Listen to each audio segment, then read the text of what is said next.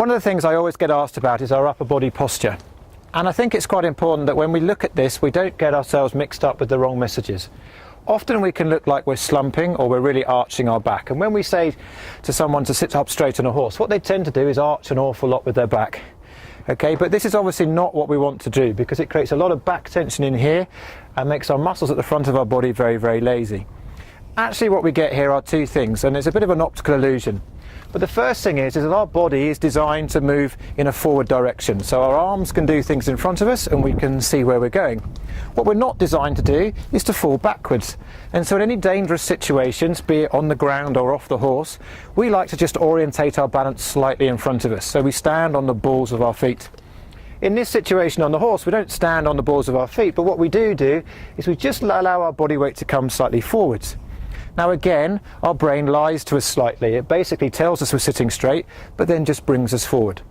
The second thing is there's a very small force coming from the horse's mouth acting on our hands every time. And so what that does is tends to bring our shoulders forward in the joints, and we tend to be able to see a rider's shoulder blades here at the back. So that creates the illusion of a rounded back, but really all it is that the shoulders have been pulled forward in the joints and that these then become visible. So the two things we need to do when we think about posture are basically just to bring our shoulder blades close together. A little bit more if you can, Harriet, that's it. So we're just sort of pinning our shoulders back, and then also just to challenge that forward tilt that we get from our body. We have to bear in mind that the horse's centre of balance is somewhere in here behind our calf muscle. So the more that we sit forward in front of that, obviously the more weight we put on the horse's front end, and the more we sit behind that, the more we come back onto the horse's hindquarters, but then we lighten their front end. This is particularly crucial when we understand that the horse moves by lifting its front end.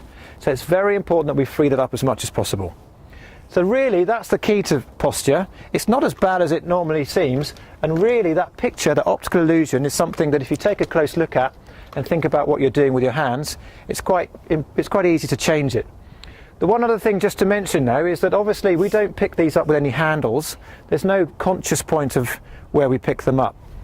If we're going to actually pick them up in the right place and keep our shoulders back, we've got to become a bit more aware and maybe give a little bit with our hands, bearing in mind the fundamental thing when we pick up the reins is we feel for a contact.